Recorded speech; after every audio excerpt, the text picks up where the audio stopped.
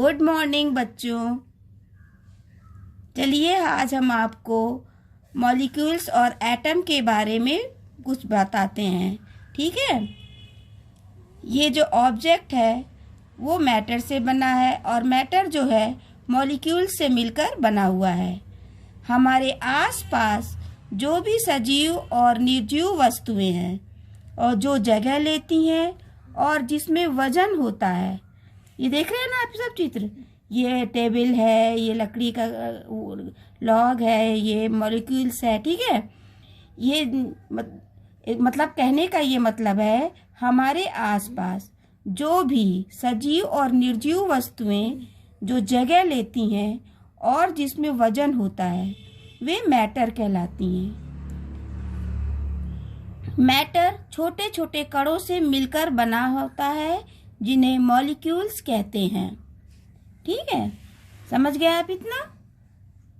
सभी वस्तुएं इन तीन में से किसी एक फॉर्म में होती हैं, सॉलिड, लिक्विड, गैस, यानी ठोस, द्रव्य और गैस में। अब ये निर्भर करता है मॉलिक्यूल्स की संरचना पर, यानी मॉलिक्यूल्स आपस में किस तरह जुड़े हुए हैं। अब आपको हम चलिए बताते हैं सॉलिड के बारे में। ठीक है। ठोस सॉलिड चीजों में, ये आप सॉलिड देख रहे हैं, ये आइस है, बर्फ है। ठीक है। ये सॉलिड, इसकी संरचना है। सॉलिड चीजों में मॉलिक्यूल्स जो है बहुत पास पास होते हैं, यानी एकदम अच्छे से जुड़े रहते हैं और एक फोर्स इन मॉलिक्यूल्स को एक दूसरे में बांध कर रखता है। इसीलिए ये जो सॉलिड होता है कठोर होता है। समझ गया इतना आप? इसका एक निश्चित आकार होता है और वजन होता है। ये तो आपने ठोस के बारे में समझ लिया, यानी सॉलिड के बारे में। अब हम आपको लिक्विड के बारे में बताएंगे। लिक्विड यानी द्रव्य। द्रव्य में मॉलिक्यूल्स पास पास जुड़े होते हैं। जैसे आपने ठोस में देखा था कि वो बिल्कुल एक दूसरे में जुड़े रहते हैं, लेकिन लिक्विड में जो है वो थोड़े पास पास रहते हैं। और जो फोर्स जो इन मॉलिक्यूल्स को बांध कर रखता है, ये इतना मजबूत नहीं होता है जितना ये सॉलिड में होता है। इसीलिए लिक्विड का कोई आकार नहीं होता है, इसका अपना कोई आकार नहीं होता है। ठीक है। Liquid takes the shape of container, यानी कि द्रव्य को जिस भी बर्तन में हम रखेंगे वो उसी आकार में ढल जाता है ना। यहाँ पे ये देखो, ये ग्लास है, ये टब है, ये टैंक है ना। इसमें जो पानी जैसा आकार रहेगा उसी के हिसाब से हो जाएगा।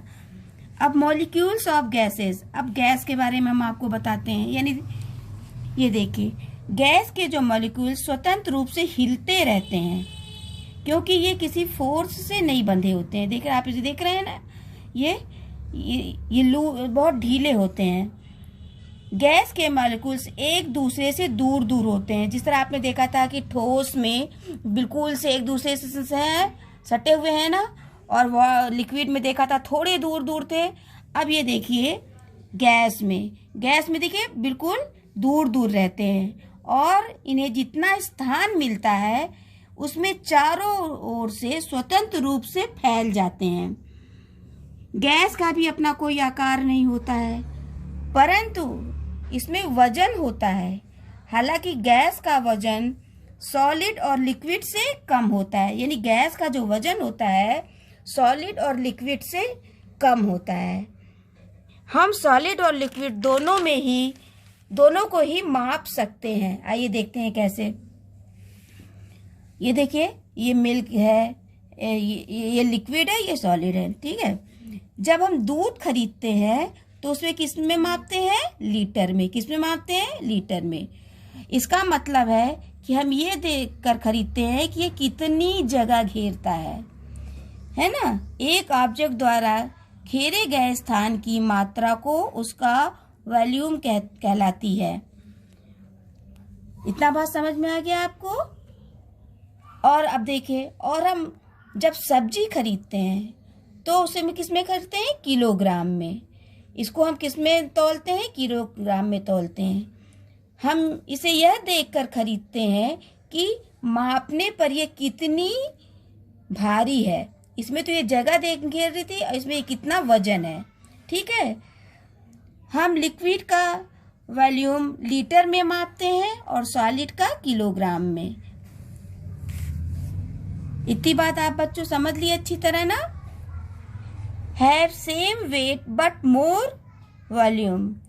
देख वजन तो सबका एक बराबर होता है, लेकिन इसका वॉल्यूम अलग अलग होता है।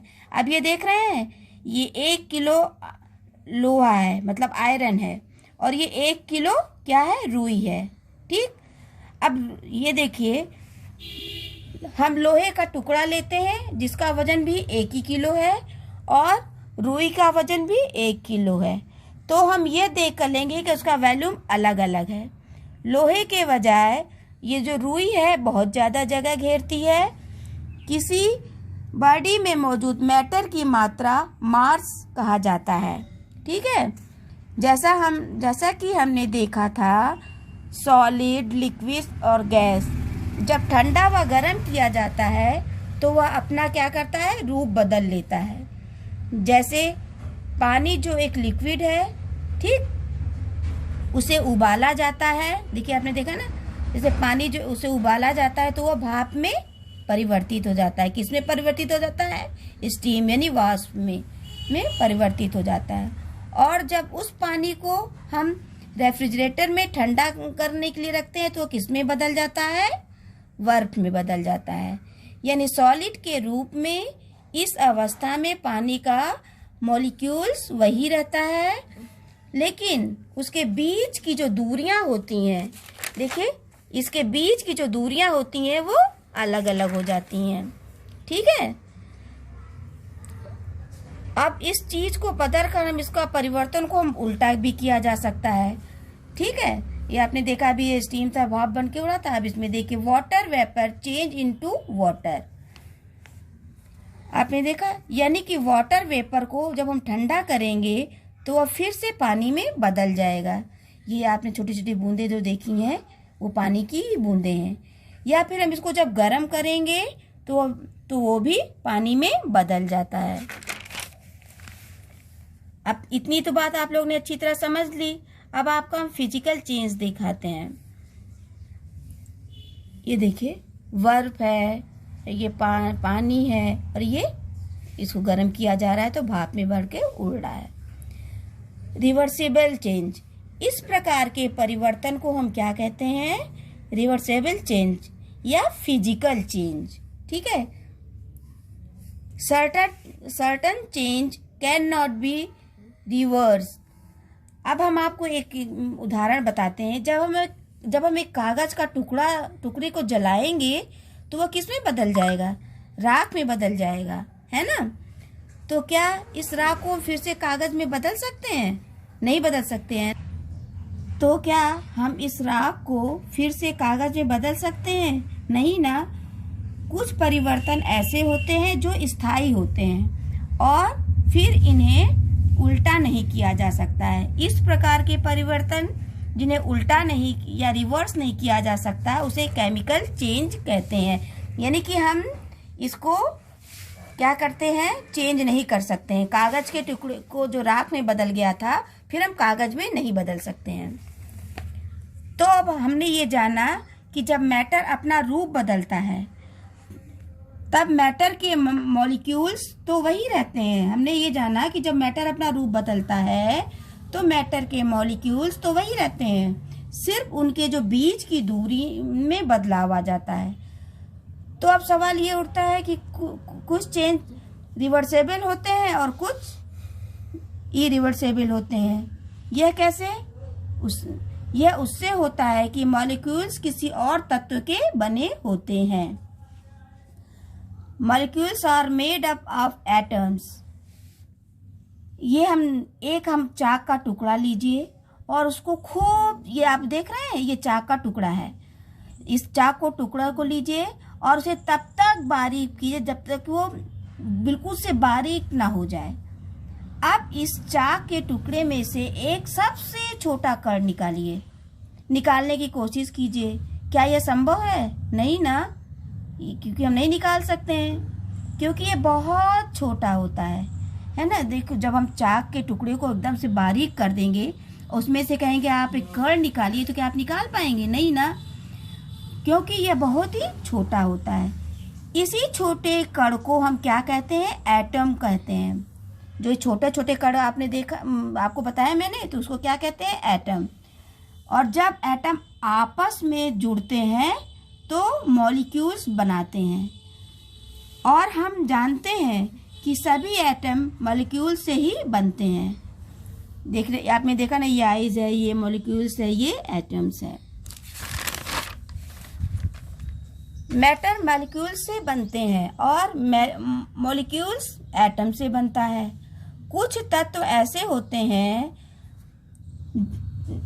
जो मॉलिक्यूल से बने होते हैं, जिसमें एक प्रकार के एटम्स होते हैं, जबकि कुछ तत्व के मॉलिक्यूल्स अलग अलग एटम से बने होते हैं। इसका मतलब होता है कि यदि हम मॉलिक्यूल्स एटम के रूप में टूटते हैं तो वह पहले की तरह नहीं रहते हैं। आइए इसका एग्जाम्पल देखते हैं। ये आप ये देख रहे हैं ना, पानी में 2 मैटर हाइड्रोजन एटम्स और 1 मैटर ऑक्सीजन रहता है। जब पानी भाप या बर्फ में बदलता है तो पानी के मॉलिक्यूल्स की संरचना में कोई परिवर्तन नहीं होता है। 1 मैटर ऑक्सीजन रहता है, सिर्फ मॉलिक्यूल्स की जो दूरी में परिवर्तन रहता है। इस परिवर्तन को उल्टा किया जा सकता है, यानी यह फिजिकल चेंज है।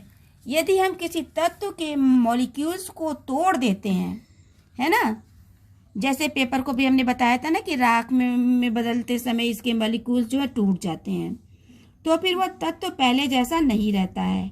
ये केमिकल चेंज है। इसमें मॉलिक्यूल्स एटम टूट जाते हैं और एटम फिर से एक नया मॉलिक्यूल्स बनाने में एक दूसरे में जुड़ जाता है। ठीक है, इसीलिए इस चीज को क्या कहते हैं? उल्टा नहीं किया जा सकता है।